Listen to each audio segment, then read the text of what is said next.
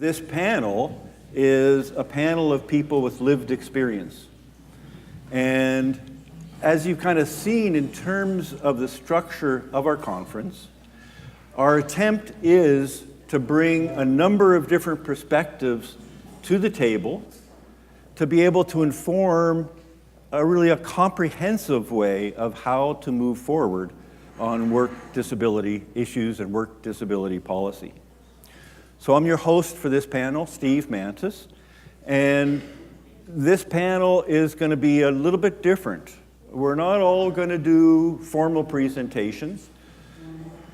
The panelists will all introduce themselves in a short 2-minute little piece, and then we'll really go into kind of a question and answer where I, as the moderator, will be asking questions about people's experiences. And then towards the last half an hour or so, we'll open that up to a discussion including all of you as well. I've got one housekeeping announcement. Tomorrow afternoon, we're going to go back into some roundtable discussions similar as what we did last night, but somewhat different, because we're going to be talking about more like what would that vision look like going forward, and what are the key components that we need to put in there to make that vision achievable. And as part of that, we need note takers. We need people who, like happened last evening, who will be on the computer as we're sitting around our table and gathering that information so that we can collect it all and then be able to kind of synthesize it after the event. So if you're willing to help out as one of those note takers, we have a sign-up sheet at the registration desk, and we encourage you after this session, at the break, or really whenever you want, to put your name down there, and we really appreciate your support. So much of what's going on over these 3 days is by volunteers. We really are all, it's a virtual event, and it's volunteer-driven in a really big way. So let me once again welcome you to our panel today on the experience of people with lived experience. And I'm going to start with Adrienne to introduce herself, and we'll go across. Okay. My name is Adrienne Goody. Since this is a lived experience panel, I will say that I was diagnosed with ADHD well into adulthood. As a kid, I didn't have any access to any sorts of accessibilities in school because I would be, I guess what you would call, I have comorbid things, but they're all invisible disabilities. So they're things that are especially not seen in young girls. And so I was passed over for a lot of time. I struggled a lot in school, but I noticed that when I was given the time, I was able to do a lot better. I took CEGEP night classes. Since I'm from Quebec, we have CEGEP. And I had a semester which I only took 3 night classes, and I did fantastic in all of them. And then that was my year trying to get back into regular school, and once I got back and had a full course load, I couldn't maintain it. So going into the workplace, it's also a struggle to find that balance of how long can I work, what sorts of things should I be looking for, so that, because I know I can do good work, but I need the time and space to do it. So. Thank you so much. Lisa. Hi, my name is Lisa Panagapko. I've been a paramedic for the last 21 years. Last December, I was diagnosed with PTSD. In hindsight, probably saw it coming, but you never realize. So probably about 6 years ago, I definitely felt more burnt out. So in 2016, I actually went back to school and went back for aesthetics graduated from that. I'm thinking probably going to school while working full-time hours might have brought around the PTSD a little bit faster. So maybe that wasn't a good idea. However, it's really helped since I was diagnosed. I did go on WSIB. My employers have been very good at the County of Renfrew with helping me out. But I was actually able to get a part-time job in a local day spa here in Ottawa. This is where I live. And that was actually kind of like therapy for me. So that worked out really well. And then I was actually introduced by a client to a small space that maybe gave me the opportunity to open up a small day spa, but then it was about the funding. So there's actually a group here in Ottawa called Rise, which I believe is actually based out of Toronto, and they help people that have been diagnosed with mental disabilities, whether or not, or mental health issues, sorry, whether it's self-diagnosed or whether you've been diagnosed somewhere else, to get funding to help you with your business. So Elle, very nicely sitting in the middle here, was my business advisor and helped me out with that. So in dealing with that, in being off with WSIB with the help of my doctor to kind of get me through this and help with the therapy, I've actually been able to open up a small little day spa. WSIB has opened up a special branch for first responders and anyone that has been diagnosed with traumatic mental health. And my caseworker through WSIB has actually been really good about helping out as well. And that's my 2 minutes. I'm not laughing at you. Pat. Do you want this, Pat? I'll just use this one because I'm left-handed. Oh. Hi, I'm Pat Danforth, and I really want to say this, so I'm going to say it. I'm old and cranky. I started using a wheelchair in 1970, when many of you weren't even born, and so I have a long-lived experience with that. I am one of the founding members of the Council of Canadians with Disabilities, and I am currently the second vice chair of the Council of Canadians with Disabilities, which is a cross-disability organization. We work with people with disabilities. I'm also a founding mother of Disabled Women's Network, and in fact, I came up with the acronym of DAWN. I'm very proud of that. Woo, yay, team. What's important? Also, because I'm so bloody old, I used to be involved with our local QP union when I worked for the Saskatchewan Human Rights Commission, and I worked in the commission as an investigator and also as a special programs manager. I also worked for the Canadian Labour Congress for a short-term contract, so I have the union stuff.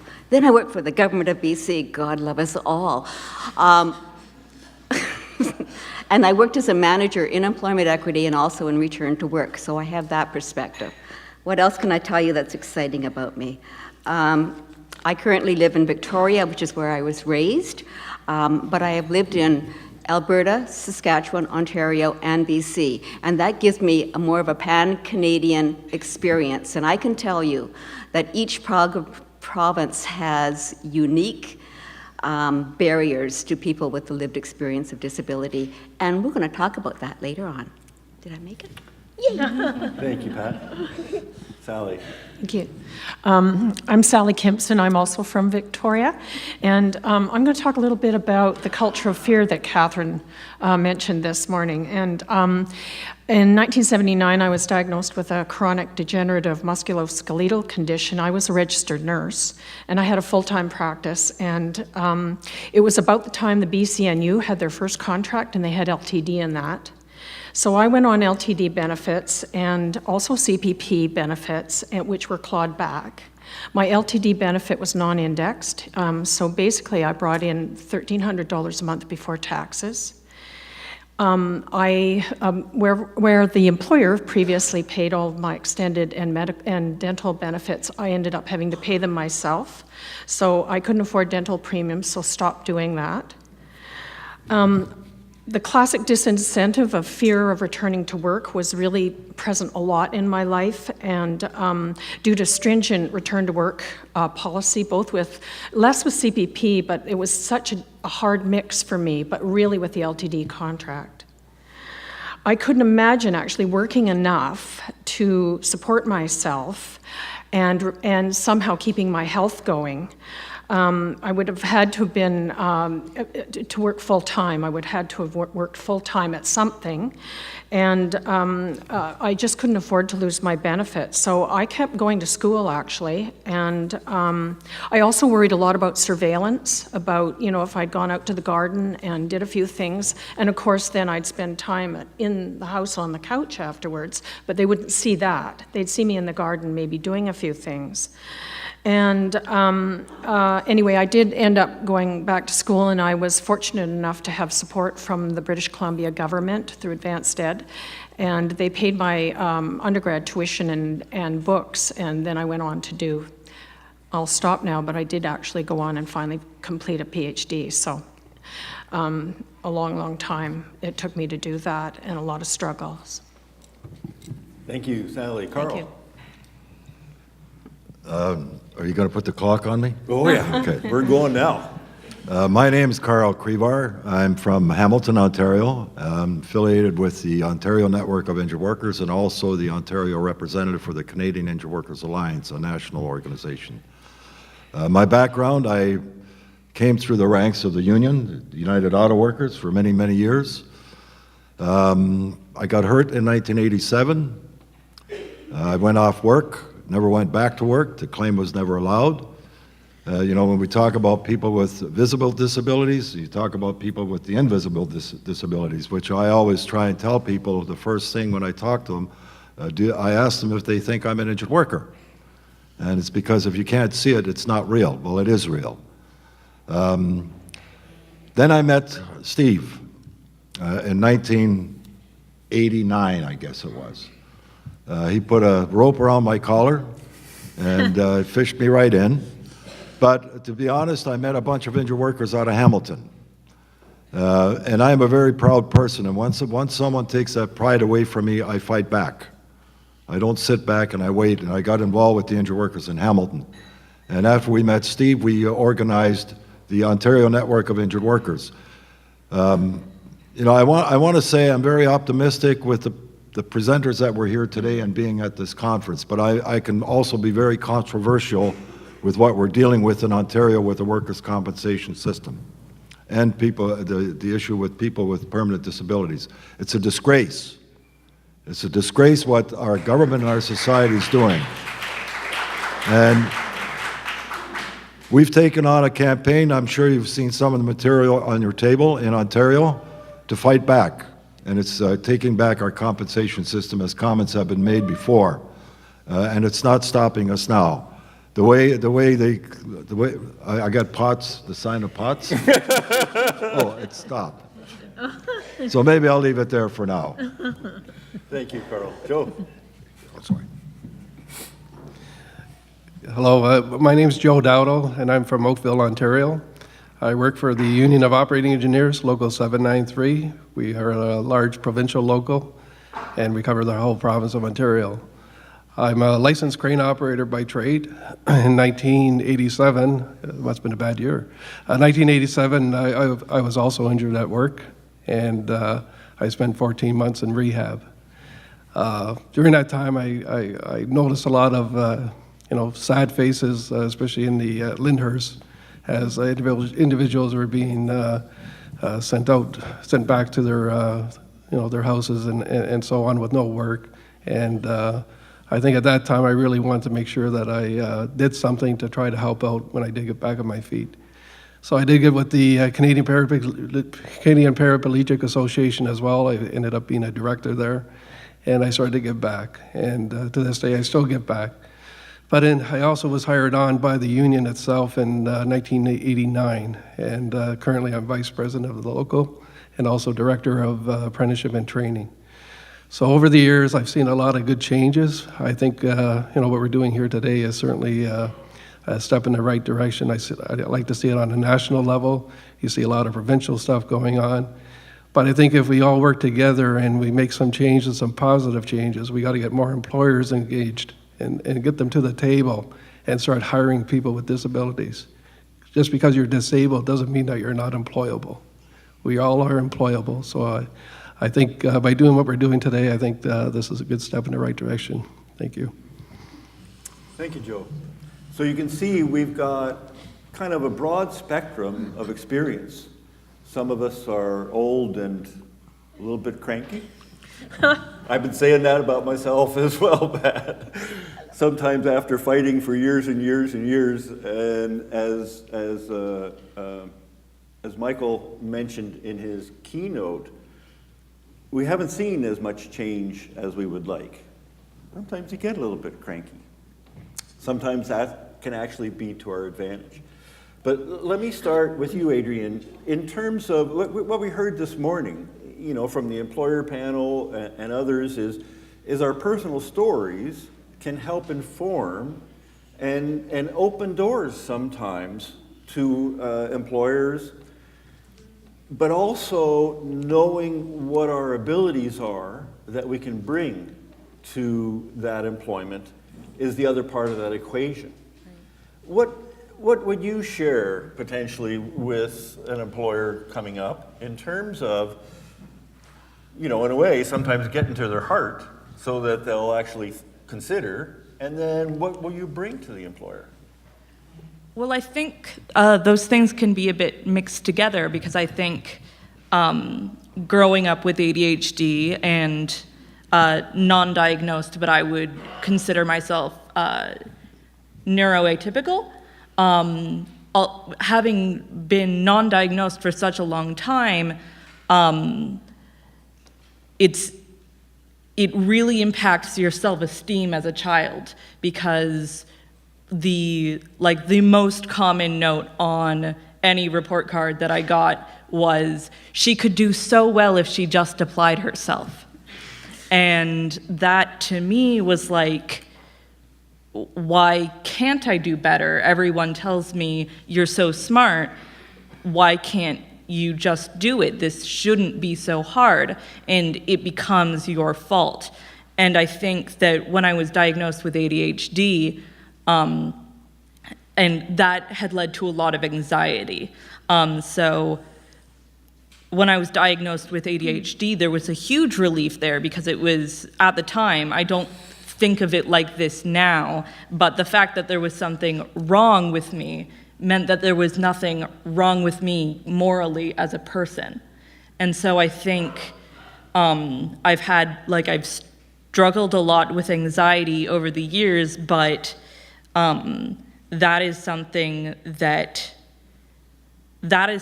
I can take hold of and change. I can't change the fact that I have ADHD, but I can change the fact I can try new things and put myself out there and become more confident and ease my anxiety a bit. And I think that that struggle says I have gone through some things and this is who I am as a person, but it also means that I can confront stressful situations, and I can say, I can now say I have discovered that I can do good work, and I have discovered that I am valuable in the workforce and I have skills to offer, Well, they say that our personal growth comes by being challenged.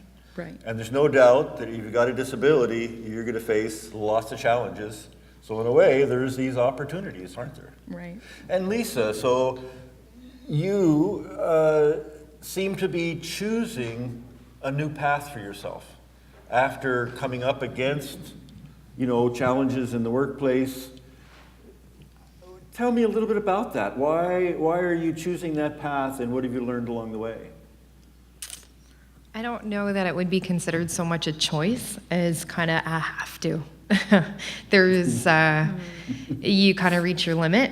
So when you can only deal with multiple crises for so long, one of the drawbacks to being a paramedic, as opposed to firefighters, police, armed forces, we are only frontline. That's the only job that we have. We can't become community resource officers. We can't become fire marshals. You are a frontline paramedic. You're an emergency worker, or you're a supervisor of emergency workers. Not any better, really, because you're still showing up on scenes. So unless you are in a large service that has the ability to put you in a rural placement maybe where you've got a lower call volume, but it doesn't necessarily mean that you don't have crises. You can still end up with some pretty bad calls. So there's never necessarily a break from that. So after, more than 21 years of not having a break from that, it's not so much a choice as you just really can't do it anymore. You have to find something else. So it's, and I knew the burnout was coming, so I at least I had some time to try and figure it out. There's been a number of groups that have started up with I've Got Your Back 911, the Temaconter Association that's really helped out with first responders to make us more aware so that we can get those key thoughts then when they're coming. Okay, you need to realize that you're on a level of 0 to 10, you're at about a 6. You don't want to get to a 10 kind of deal. So that's getting better. But yeah, I wouldn't say for most of us it's probably not a choice. It's out of necessity. And so why are you choosing the route of self-employment?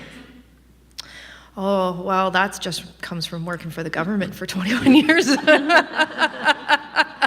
I just don't want to anymore. I don't want to have somebody telling me what to do anymore. I read in a magazine once that when you own your own business, whether your business strives or fails, it's completely up to you. You have to either change what needs to be changed or fail. And I really like that idea. And first responders, we're pretty much all type A personalities, so that works really well with entrepreneurs. Well, I share so much with you because I've had to choose changes in my life. After I lost my arm, went back to work as an owner-operator of a construction company because I got hurt in construction. I knew it. But after 10 years, it was forced on me. I couldn't do it physically anymore. My disability was getting worse and had to make those changes. Pat, what would you tell your younger self?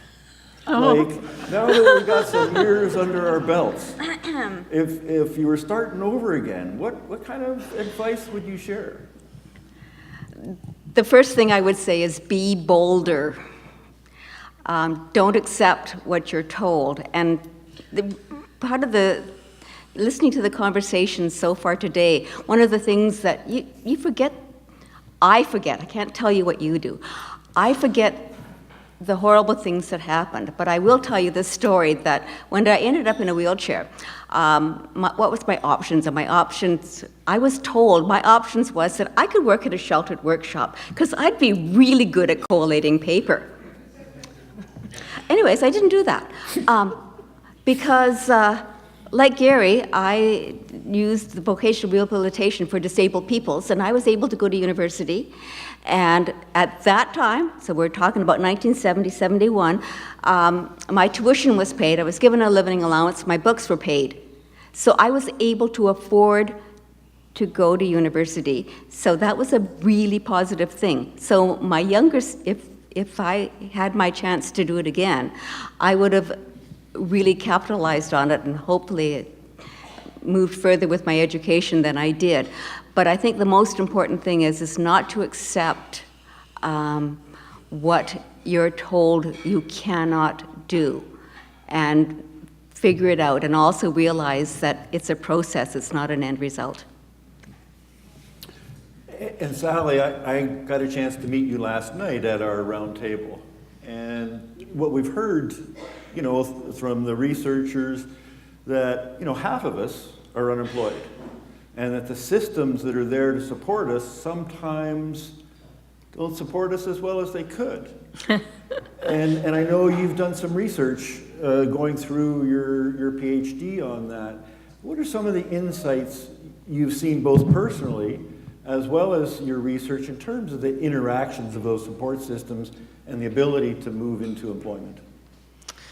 Well, I wasn't actually studying moving into employment. I was more studying the circumstances that women with disabilities live with when they're receiving benefits. And so I studied with Tana Stowe, the CPP, through Status of Women Canada. we did a project called Enabling Income. And then for my doctoral work, I studied the BC provincial system and what the effects in the everyday lives of disabled women there.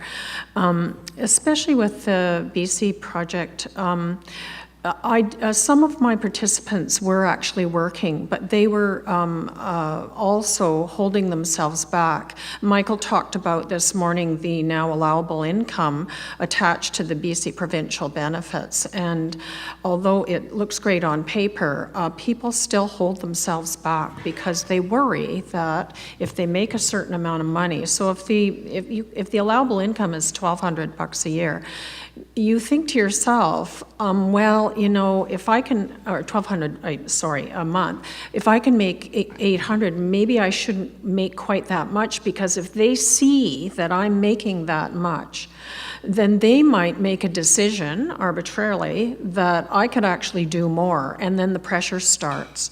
And I think that that's a piece that really came out in my doctoral research, and it was really striking because the women I was talking to were making major contributions, I thought, in their workplaces, but they were really holding themselves back in terms of how much they were actually working, because they were afraid that government was going to basically force them to work more. And they knew they couldn't do without the benefits, in part because of the income, needing an income to support themselves, but largely because of all the extras they got because they were on provincial benefits. So the medical paid for it, et cetera, and also equipment and those kinds of things. So it's all tied together, and I was really struck by that they would, and I recognized it in myself of, holding back because of my own fears of not being able to actually work as much as I would need to support myself, given the fluctuating nature of my condition. So. And it's interesting because when I got hurt back almost 40 years ago, in Ontario, they had a pension system that gave you a pension based on your level of impairment, and they didn't ever revisit it. There was no calculation of what you could earn or did earn or anything, and that allowed me total security to take more risks and better myself. Well, and that's it. I think that if there is some way that and Pat talked about it, about having tuition paid for, and that was my situation as well. I didn't have the living allowance paid for, so I lived rather poorly, actually, while going to school. But that little support was enough to get me into a situation where people recognized that, that I had certain abilities and those needed to be fostered. And, so I kind of got on the bandwagon with that. But, as I said to you yesterday, as the insurance company, when I knew I wanted to go back to school, I called them up and I said, I think I want to go back to school. And I said, what is there available for me? And they said, we'll give you $500 to take a computer course. And that was it, end of the line. And that was, and I'd had rehab consultants come out to my house and talk to me and everything, but really they didn't recognize, my own abilities. And so I was crushed, actually, by that. So I don't know what it's like now because I don't study the LTD, but so anyway, I just say that. Well, thank you so much. And thanks. Carl, you mentioned you didn't go back to work, and because I know you didn't go back to your accident employer, but I know you're a heck of a worker, and whether it was in the paid employment with our organization or the 15, 20 years when there was no paid, you put in your 40, 50, 60 hours a week. And part of this, building on what Sally's talking about, is how we value work and what we call work or not. And I think the other is, how does the compensation system, in your experience personally and with other workers, how does that help or hinder that becoming active and going into paid employment and or? Well, let me begin by saying, with all due respect to the employers that were here today, I know they're trying to make an effort. But in reality, being involved with the Ontario Network of Injured Workers and with the workers' compensation system in Ontario, the reality is, what we're seeing is that the employers are very reluctant. Many employers are reluctant to hire people with permanent impairments, permanent disabilities, as a cost.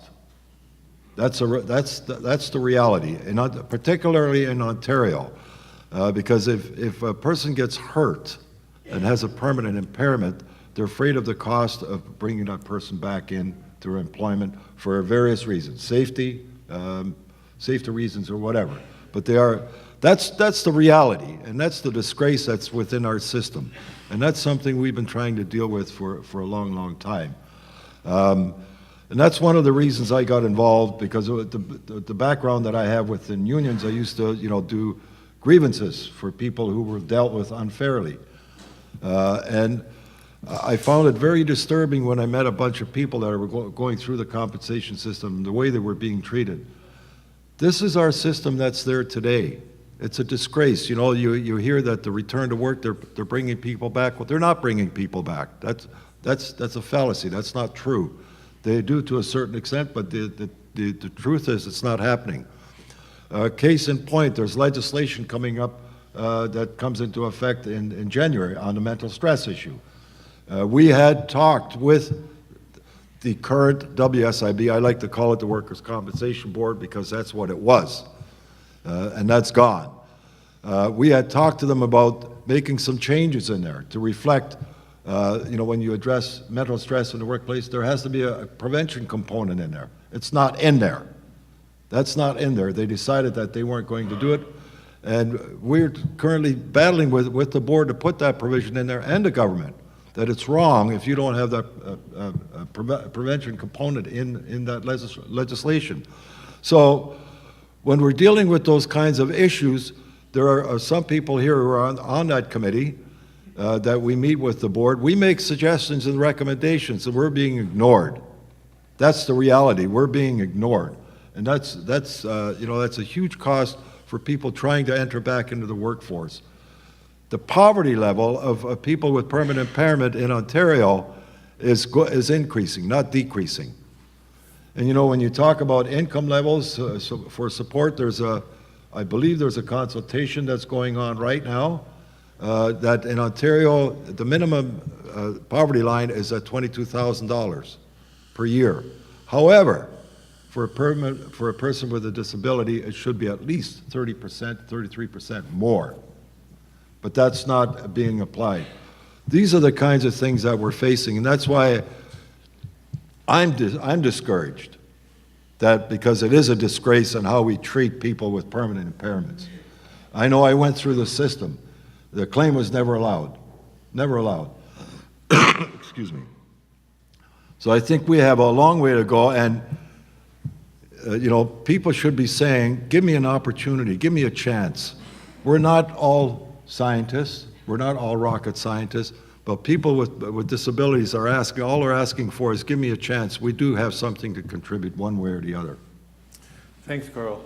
And Joe, what we've heard as well is the support that people with disabilities need to kind of move on is a key. And in our work, we've seen how if you're a member of a union, you have a much better chance as an injured worker to go back to work. What's your experience both personally and as a leader within your local union? What has worked for you, and what is the union doing for other workers who have disabilities? Yeah, what's happened, especially on my own personal experience, when I was injured and basically had, being discharged from Lyndhurst, the union actually came and asked if I wanted to work for the union itself.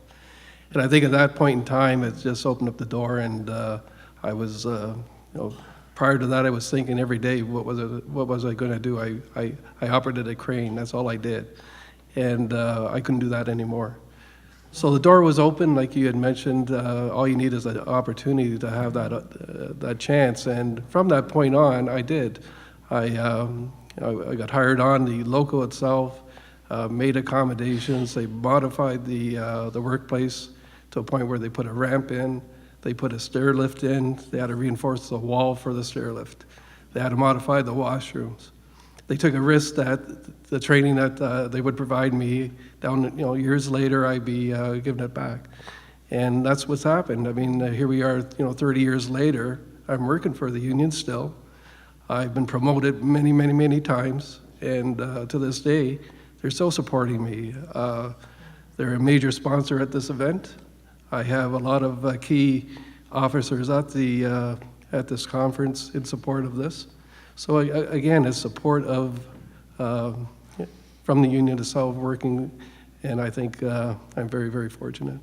And from your own experience, has that influenced how the union now works with other members who become disabled? Yes, we have a full department. I have Debbie Colson here, who is in charge of our WSID department, membership service, and that's what she does. She looks after our members who are injured, trying to help them get back to work, and she does a fantastic job doing that, and to a point where just recently I was at a function, and one of the injured workers called her an angel because of what she was doing to help.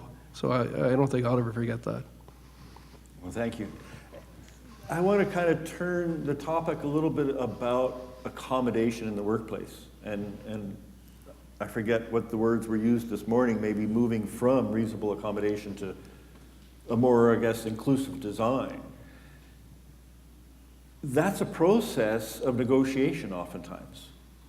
How has that worked, and what could be some of the points to have an accommodation process really work? You want to start off on that, Adrienne? Sure. For me, it really is a negotiation because, again, my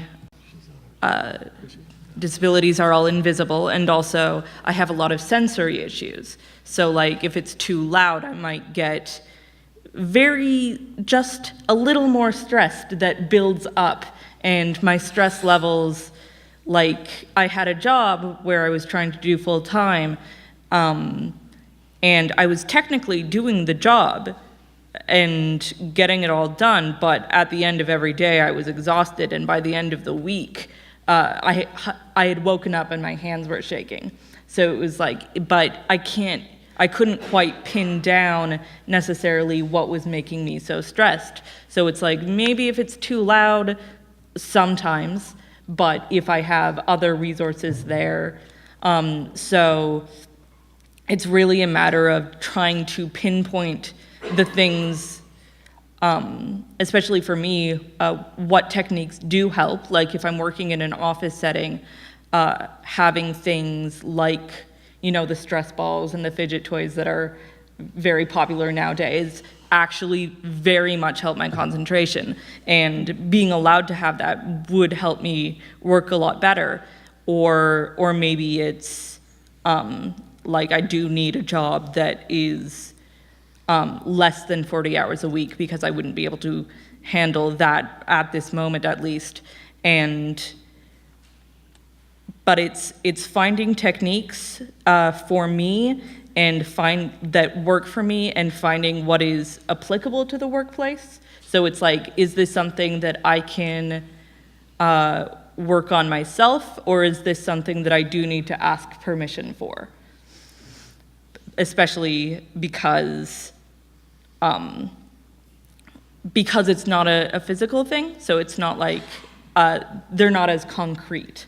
So it's not that I necessarily need, this is, like I definitely need this amount of time as a break, or I definitely need a ramp to get in, like physical things like that. Similar to, we were talking about, yesterday we were talking about, sorry, I lose my words sometimes, disabilities that can fluctuate over time and how those aren't always concrete. So it is a discussion, I think, yeah. So there's different factors there. There's self-awareness, knowing yourself enough so that you can describe. There's the negotiation with employer co-workers. There's also power dynamics. I want to open that up to anyone else on the panel. What has been your experience, or what tips you might give to others who are trying to negotiate those accommodations? Go ahead, Pat. Don't laugh at me. I actually, this is a really serious question, and a relative of mine lives with a mental health disability and works at a minimum wage job and often needs a variety of accommodations, one being to work fewer hours. And she constantly phones me with specific questions. How do I approach my employer? They get an anti-fatigue mat. I don't know how to do that, and so we talk it through, and then she does it, and she's successful. Those kinds of accommodations, if you have, I hate the word, but I'll use it, if you have a champion that can help shape what you're requesting, it's helpful. And I don't think we do that often enough. We often do peer-to-peer supports, but we don't think about it as a way of teaching individuals. But we do that. I do that. I don't know why I say we, because probably most of you here have done it, and you don't even think that you're helping somebody learn how to accommodate themselves in the workplace. The other thing is that in the process of getting employment, which is always a fun thing to do, I know personally, when I used to seek employment, I used to ask really important questions. Like I would say, I don't do stairs. I didn't say I used a wheelchair. None of their business. But, you know, it's important for them to know that I had to have a level entrance. And those kinds of things, because it's important for employers to not stereotype an individual because they have the lived experience of a disability. And so one of the things that I always found useful was the ability to do that. Once employed, it's often becomes a shared negotiation. An example I will use is when I worked for the Human Rights Commission, we worked on the 3rd floor, and about a month after I got there, my manager said, we're going to have to figure out how to get you out of the building when the elevator goes down if there's a fire. So we purchased for $750 an EvacuTrack chair, and it goes down a set of flights, one person can handle it. Not an expensive accommodation, no problem. When Dragon Naturally Speaking came up, I don't type well because I have partial amputation of my right hand. They said, well, why don't we try that? I mean, more than willing to try different techniques, and that's what you look for in an employer. You can introduce the topic and let them go with it. I think that's enough. What do you think? Other thoughts or experiences? So I think one of the issues, especially, well, either when you're at work or applying for work, is the issue of disclosure. Some of us can't hide our disability, but the majority of folks with disabilities, it's invisible. And, you know, the research has said, geez, a lot of people don't trust. I think, once again, one of our speakers earlier today talked about how important trust is with the employer and really with your coworkers, that people will, in good faith, try to solve those issues.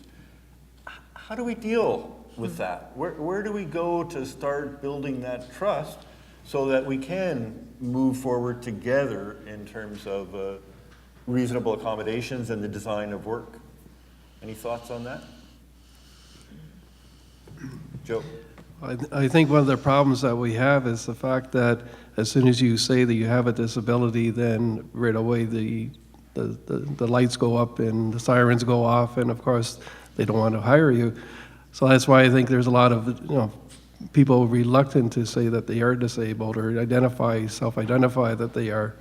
I think that the communication has to be out there a lot and delivered a lot better, saying that, again, if you, just because you are disabled doesn't mean that you're not employable. I think we still have to get that stigma taken away, and hopefully over time that happens. But, for myself, I know that I have probably the best work history at the union working there because I don't miss any time. I'm there every day, and I'm very mindful of that, and I'm very sensitive about that. So I don't want to be late. I don't want to be away from work. I take pride in that. So I think we have to do communication and make sure that the employers get it as well, that just because you do have a physical or a mental disability doesn't mean that you can't be employed. So go ahead, Pat. This morning we heard about talking about the self-declaration form and making sure that's filled out. Using my relative again, and I have her permission, because she has a non-visible disability and she also has some episodic conditions around her disability. She always completes a self-dec if there's one there, and explains her disability in very broad terms. Once she becomes employed, it becomes a little bit easier. She hasn't found the fact that she has living with a disability a problem. Her problem is she's on income assistance, PWD, in BC, and as the process was being changed so that we have an annualized income exemption now as opposed to a monthly income exemption, one of her employers, which was the bigger giant tiger, because then we don't need to use that word. I'm sorry, I think it's funny. But she had been there for about 3 or 4 years, and her depression was getting significantly worse, and she found she had to leave work. And she left work for over a year, but her position did get kept open, and she did go back, but it didn't work out, that happens. It happens with everybody that takes time off. You can take time off for maternity leave and go back to your employer and discover that that wasn't where you really thought you were going to be. So we have to look at, our focus can be broader. But she gets better and better at explaining. Where she's working now, which I think is really exciting, is that they hired a student, and the student had a significant learning disability. And so she got to work with the student with the learning disability because management recognized that she had that skill to be able to teach somebody something because of her ongoing medical condition. She was able to teach the person and get transferable skills. And this was a student, she was 15 when she started, and her mother came into the place that my relative worked at and thanked her for being so nice. And she said, well, how else do you learn something unless somebody teaches you? So there's all sorts of ways. Again, it's a process, not an end result. So, Lisa, you're choosing a self-employment option, or it looks that way at this point. One of the folks earlier today said to me, you should tell your people that's the way to go. One of the issues is control, right? Mm-hmm. And as self-employed, you've got more control. Is that one of the reasons why you're moving that way? And the second part is how will the workers' compensation system deal with maybe a change in income that might be as a result of that? Well, I actually have to say, sitting here listening, I'm getting a little worried. Because as I'm sitting here thinking, so I was diagnosed with PTSD as well as depression and anxiety. So far, everything's been going okay, but I do find I'm not able to cope as well with high levels of stress. So when a lot of things are going on, I have a tendency to get easily overwhelmed, which was never an issue before, which my doctor and I discussed maybe a barrier to me going back on the cars full time. So, in my head, I have an idea. I've got a 5-year plan, a 10-year plan for my own business. well, what happens if down the road and I'm able to switch, but what happens then if my depression and my ability to deal with this stress slides backwards and now I lose my business? So what's going to happen with workman's comp? You know, will WSIB take me back on? You know, with the paramedics, kind of my goal, and with working with my doctor, because we honestly don't believe I'm going to be able to go back on front line, and there's not really a role for me otherwise. So it's to kind of transition me out. But what happens if that comes up down the road? What happens if my PTSD symptoms come up? We can only deal with what has come up so far, but what happens if it deals? Can I go back? Will they reopen my case? So yeah, these are issues that now as I'm sitting here, I'm thinking about it. So as much as I have the ability, and as you can see, I was proactive. I knew that I was going down a certain road and that I wanted to go back to school, but that's my personality. Not everyone has that drive. Mm-hmm. In fact, even my caseworker at WSIB has been very surprised at how much I've already done on my own, kind of deal. But yeah, what happens if that doesn't work out? So I have no answer to that. So it might be interesting. And like Joe was saying, and Carl, my biggest fear when I first went off work was that somebody was going to tell me that I had to go back, and I wasn't ready. And I definitely remember sitting in my doctor's office crying because I didn't know the process with WSIB. And we also have someone that works with our union. And Julie Belbeck has been fantastic.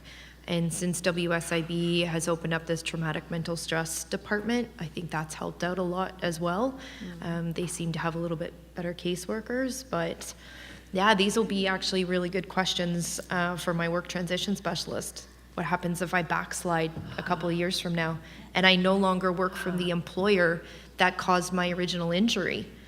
So what happens then? And in the case of other people that maybe do find another employer, but their invisible injury backslides them, is their previous employer who caused the injury responsible to help top up their wages if they have to cut back on hours?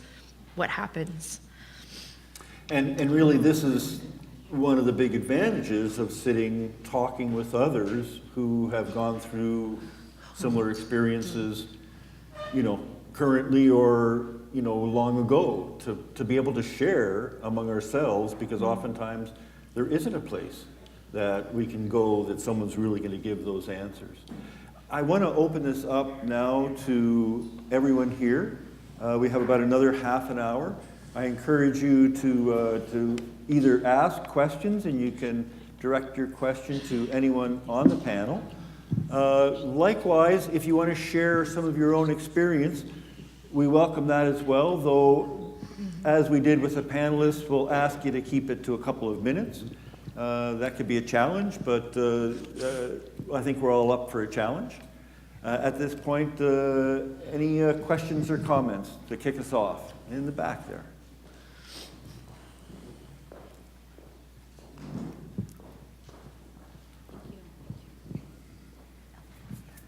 My name's Carrie Drake.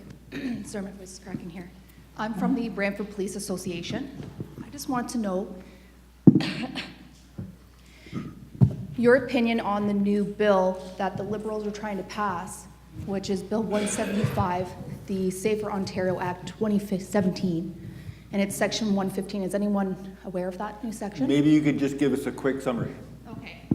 So, we know 2016 they passed the Bill 163, which was to help people with PTSD, and it was aimed to improve the recovery for first responders.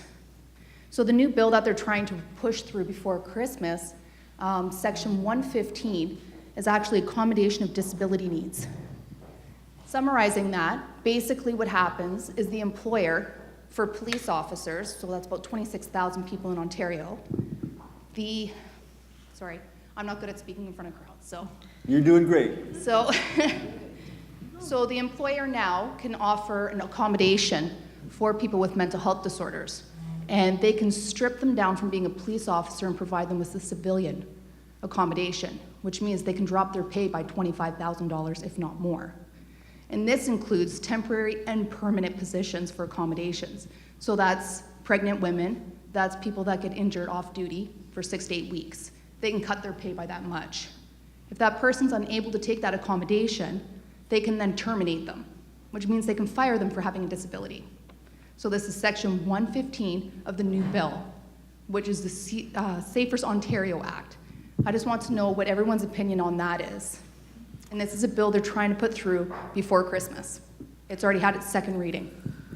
Does anyone have experience? Go ahead, Lisa. So one of my coworkers just actually went back on the cars, but she was probably the first out of the county of Renfrew to be diagnosed with PTSD that has gone back on the road. So we're very much affected by this bill as well. And the employer let her know if this goes through because they put her on administrative duties. So she's looking at getting a secretary's wage instead of getting her paramedic wage. It was just half. You know, she's married to another paramedic, so hopefully that gives them a bit of a cushion. Myself, I'm single. It's just me to pay the bills. So it was enough of a shock getting cut back to my WSIB wage, let alone them telling me that now I have to work at filing. This is also going to affect then too, with my doctor, what restrictions they give. Well, now I'm going to be worried that if my doctor, my work transition specialist says that I can only do secretarial duties, so to speak, or filing, well, so now I can't live on that wage. You know, you set your bills at what your wage was before. So yeah, CUPE is looking at it. I know that Julie and Brent in our union were actively actually getting a labor lawyer personally to look into it as well, to see what the county policies, and then we were definitely going to look at something with our contract, specific to our contract, so that we're just going to fight it within our contract specific to our employer if that bill gets passed, that they're not allowed contractually to drop us down. Carl, you wanted to add something? I just want to make a comment on a situation like that. There was a court case, it went to the Supreme Court. It's a human rights violation on accommodation out of Quebec. We actually attended the Supreme Court hearing earlier this year, where the worker had a permanent impairment, said they were able to go back to work, to their job, that they can do. The employer said no, that they would have put them to another job, and so on and so forth. So we're waiting for a decision from that particular case. But that's not unusual of what is happening in the workers' compensation system in Ontario. That's what we've been fighting for a number of years, is on the return to work. So hopefully we get a good decision out of the Supreme Court. I do recall one of the judges just asking, well, the person wants to go back to their pre-accident job that they can do, provided there's the accommodation done. And the employer just said, no, we're not going to take you back. And that's why I went to court. I just wanted to throw that in. You know, and it just, you know, we've been encouraged to think outside the box. And when we think about policing, the model we have in Canada may not be reflective of how policing happens everywhere. And I'm just put to mind with a little TV show they used to have on called Hamish Macbeth, where the police officer was not so much an enforcer as a community facilitator. And that doesn't take those same physical demands, certainly, and it doesn't create the stress demands that violence kind of brings into it. Do we have another question? Hi, I'm Wendy Nelson from London. I'm the president of the Injured Workers Group there and part of the overall ONIWIG network. In response to, was it Carrie? I am concerned as well, as there are many people with PTSD that are first responders and that are not first responders, but are still subjected to traumatic workplace situations. And we have a lot of organizations in this room, and I would like to propose that we put together some form of a generic letter or something that we can all do to put forth in towards this bill. I'm not sure, did you say January? It's yeah, so it would be nice if we could all come together as opposed to CUPE doing this and Unifor doing this and Oniwig doing this and the police association and the firefighters all doing things separately. I don't know if we can get that together in time by the end of the conference, but I like that idea. Thank you very much. I think that was a suggestion more than a question. Another question? I guess this is just me nitpicking. I'm from Nova Scotia, and we're still calling it in Nova Scotia the Workers' Compensation Board. And across this country, we're calling it the Work Safety Insurance System. And it really bothers me because it's not insurance. Anybody think this is an insurance system is wrong. It's not an insurance system. If it was an insurance system, we would get to pick our coverage. We don't. We don't have an option. You have to choose WCB if you're injured at work. We can't say this is what I want to be covered for, I don't want to be covered for that. So it's not a safety insurance board. They're making legal decisions on whether or not you can return to work and what that return to work looks like. Therefore, they should be called the Workers' Compensation Board. So it's just a little pet peeve of mine that they're putting it out there like they're running it as a business, as an insurance board. It's not an insurance board. We don't get to pick our coverage and whether we choose them or somebody else. If you're injured at work and you're covered, you have to take their coverage. You have to accept the returns to work and mitigate your losses like the Act says. So therefore, again, they're not an insurance board. So in a way, Sally, you kind of came up against this. You mentioned you were on insurance and they offered you to retrain you and gave you offered you $500.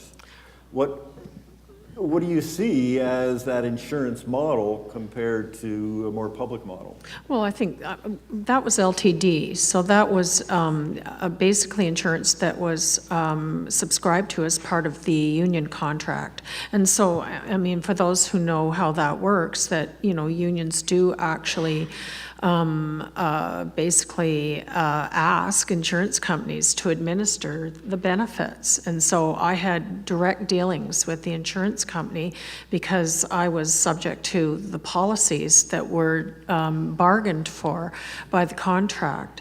And so I didn't actually pay for that insurance or those premiums, and workers tend, you know, that do have LTD policies don't tend to pay. The employer pays on your, or the employer pays on your behalf, which is also negotiated.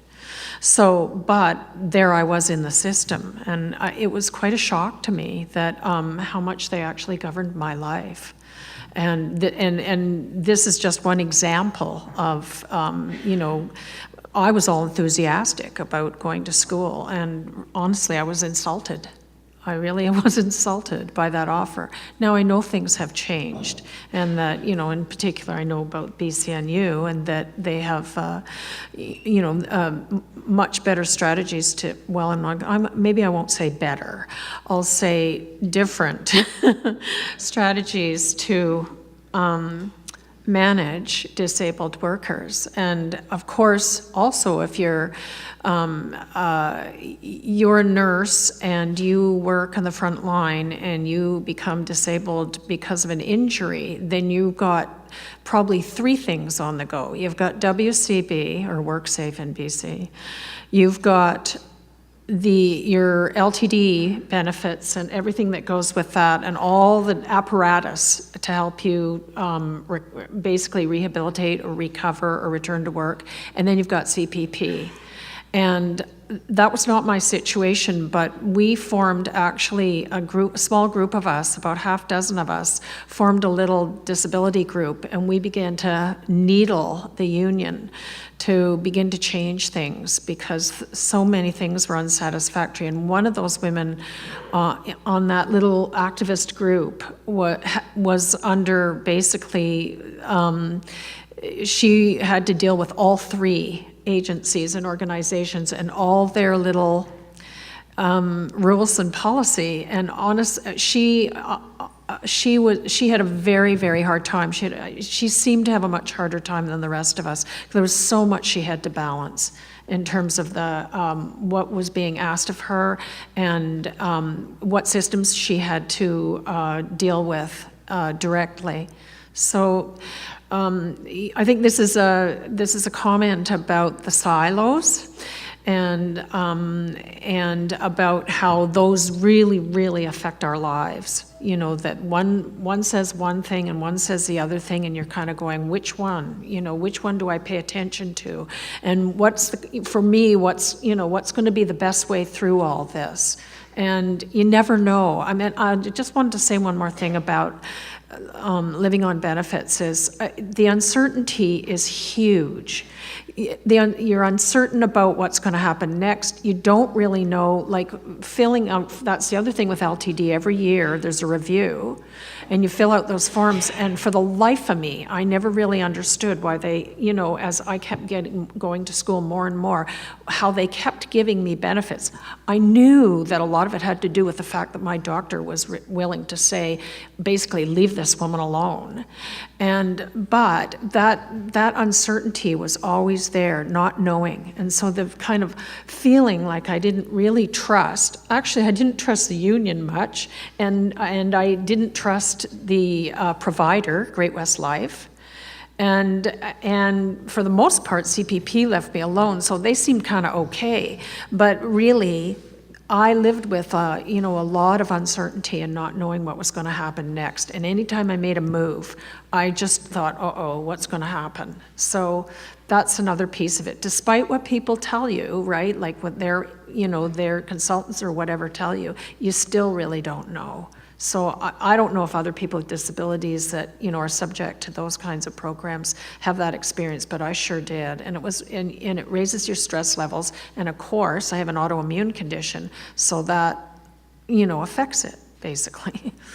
Well, and so some of these issues are kind of key to how we as people interact with these systems. And we saw United Nations Convention on the Rights of People with Disabilities in terms of employment was the freedom to choose a job or a living that is following our path, but we've got systems that are pushing us in certain directions that seem to limit some of those freedoms.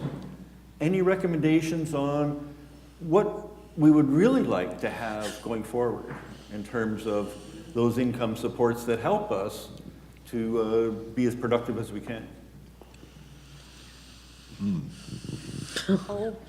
Where do you want to start? Yeah, hello. We'll start with you, Carl, and then Pat. Where do you want to start? I mean, you're going to need a long time.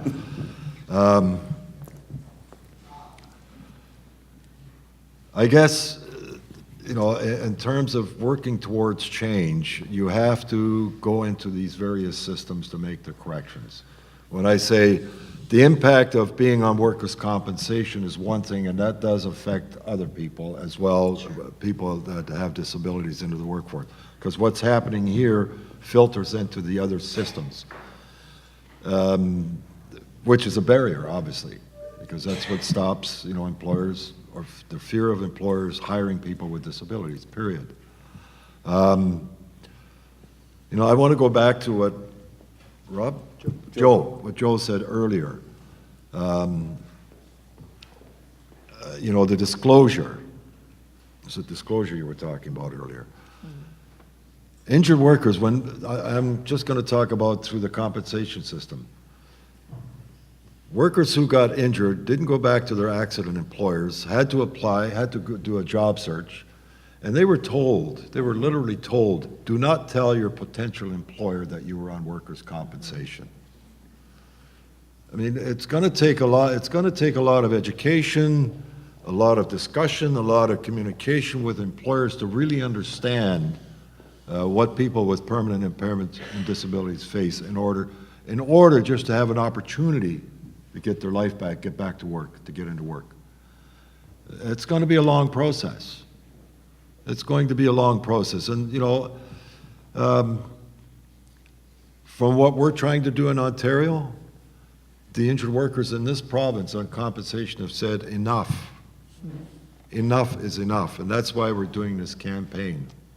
is to get our workers' compensation system back, Dean, because the change that happened, even though it's not an insurance company, which it isn't, but they use the insurance model. Remember, you as individuals gave up your right to sue the business for your injuries in the workplace. You gave that up in exchange for fair compensation. We got to turn that around and get it back. So, Pat, you want to add your thoughts? Sure. The difficulty with today's system, because if we look historically, some of the systems worked better for people that were living with disabilities than they do today. So, for example, when I talked about vocational rehabilitation for disabled persons, I said this is what was covered. Now, if you want to go to higher education, you have to, and you live with a disability, you get to apply for a student loan. And if accepted for the student loan, which you know what student loans mean, payback. If you're accepted for the student loan, you may or may not have to pay back the total amount depending on what your disability is and what your accommodation is. That's a huge barrier. And that needs to be recognized. But what Michael was talking about earlier, about the welfareization of disability, that is a huge factor. It's been a huge factor in the provinces that I have lived in. When I lived in Saskatchewan, because if you don't know better, you do things differently. And when I lived in Alberta, the same thing, is that when I say we, people with disabilities, advised government that they needed to have a universal program for equipment and supports. And while there are limitations to those programs, they still exist today. So if you need some of the mechanical things like chairs and canes and crutches and that's covered by our tax dollars, because when we talk about tax dollars, we all pay taxes regardless of what you think. So that happens. In BC, it does not happen, and because it does not happen, more and more individuals work the system to make sure that they can qualify for income assistance PWD. And while that program is becoming more generous in what you can do in order to live your life, it still is a huge barrier because there's an assumption, and the assumption is that everybody that appears to be disabled or anybody that identifies themselves as living with a disability is on welfare. And that is a huge problem. I've done many things in my life. One of the things I haven't had the opportunity to do is to be on welfare, so I don't necessarily understand it, but I see the barriers and I see the limitations of people. And we've heard it a lot today about people not being able to achieve their potential, and the reason they can't achieve their potential is that they are afraid that what they need is going to be taken away. And saying that you can continue for your medical expenses for a year after you become full-time employed and your employment is higher than what you would get on income assistance actually is not good enough. And the reason it is not good enough is that you don't know what the future is going to bring.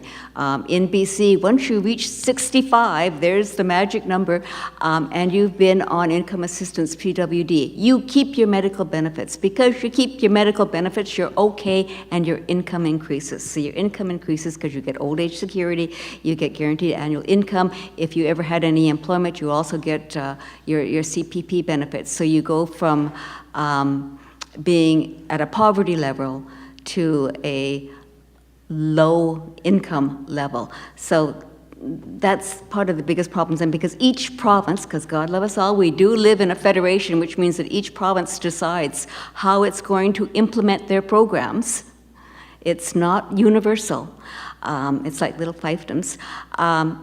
Because of that, it means that depending on what province you're in, what barriers you encounter. And we need to say that all the time. When we're talking about the changes to Bill 15 or whatever it was, or Section 15 of a bill in Ontario, I know nothing about that. I don't know if that's going to happen in Alberta. I don't know if that's going to happen in Saskatchewan. I don't know if that's going to happen in BC. But it's important to know that information so that that we can, as many different voices, and that's what's important, I believe, to governments, is that there's many different voices that say the same thing. Then there's the realization that it's a problem, because it's not just, Steve said you people, it's not just you people saying that. It is many people saying that. And one of the things that we haven't talked about at all, the elephant in the room, we haven't talked about Indigenous people, and we haven't talked about the fact that the population of Indigenous people that live with disability is significantly higher than any other population, and I think that that's really key. One of the things that we need to do better is to start working with our First Nations people and start working with the bands so that they know that they can improve what they're doing, and they can improve the system, and start working with what exists. Earlier today, Council of Canadians with Disabilities was an intervener in a human rights complaint that went to the Supreme Court. The case is really kind of simple. The case is, by summary, is that two individuals applied for status in their local band, and they were refused because they said that they didn't meet the parameters of the Act. And so they went to the Canadian Human Rights Commission to try to file a complaint. And the Canadian Human Rights Commission said, no, we don't have to take the complaint. The reason we don't have to take the complaint is that this legislation is what it says, is an Indian, and an Indian is an Indian.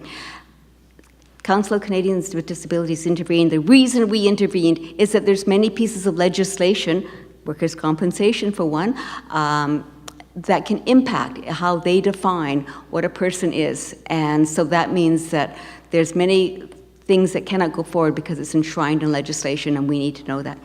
I think I got off topic. I'm stopping. So we're down to the last 5 minutes or so. I want to just give each panelist 1 minute if they would like to share kind of one key point they would recommend in terms of making our work disability system better, and maybe I'll start over there with you, Joe. I think we just have to do a better way of communicating. I really believe that what we're doing here today is, like I said earlier, is a good step, but we see this a lot, though it's not maybe on a national level, but on a provincial level. I saw it on many committees, and what we're talking about today is, I've heard it a lot. So I just hope at some point in time that we really see that perhaps, the Prime Minister will start really focusing on what his mandate, when he was going through the election process, saying what he would do. I hope he does do that. And I hope on a federal level and a provincial level from all provinces, let's get together and make it better for all. And let's get people back working again that are disabled. Thanks. We got to really keep it to 1 minute because we got. Yeah. Okay. Steve does this to me all the time. Just quickly, I want to add. I mean, we're all here. We want to do something. We want to make change. There's no two ways about it. I would ask you. You have some material on your table to support the campaign in Ontario. That's part of the campaign that we're trying to address, whether it's through compensation or people with disabilities. We have a petition, please sign it. That would most certainly help us. We're not going to stop. The injured workers are not going to stop with this. We've got the support of the labor community in Ontario as well. And it's not just Ontario it's going to impact. It could impact a beginning to work together, maybe right across the country. Thanks, Sally. I'd just like to thank the committee, actually, for inviting people with disabilities to come and share their stories. I think this is what I really want to say, is that I think it's extremely important that that our situations are brought out into the light. And because nothing will change if people don't really understand what goes on in our lives and the kinds of challenges that we have to deal with on a daily basis with respect to income support systems. And I just also want to say that with respect to the poverty of people with disabilities, including Aboriginal Canadians, is that we have definitely got to do something in this country about a living wage. Thank you. Pat? I forgot to raise this earlier. The term work disability, I have no idea what that means. Is it like work gender, work racialized groups? We have to watch our language because we don't want to create yet another kind of expression that makes no sense. That's it. And thanks, I had fun. Lisa? For myself, I'd just like to see prevention for first responders. There's never been a program in place with us with Renfrew County. I think they're working on something right now. But prevention for mental health for first responders, and as well as education for the employer when we do come back to work for duty to accommodate, just different programs that might be available, but education, not just me showing up at a meeting with my work transition specialist saying, these are my restrictions or this is what I can do, but more education will make them more empathetic and maybe have them be able to suggest other things than what I'm just bringing to the table. Thank you. Adrian? I actually really agree with both Sally and Lisa in that I think human stories are something that's very important to me, and I think it's something that can really open doors. And I think educating both the employers and people, like everyone, because I think there are plenty of people who have disabilities who have no idea that they have them.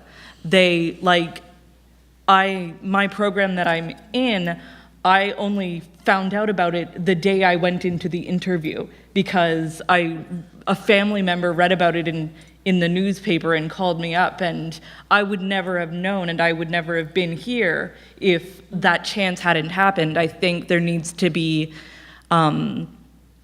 more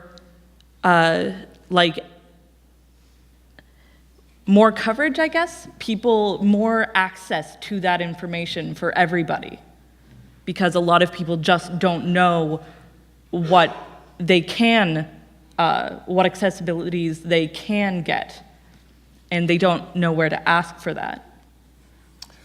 Well, I want to thank all of our 6 panelists and give them a big hand of applause. Thank you.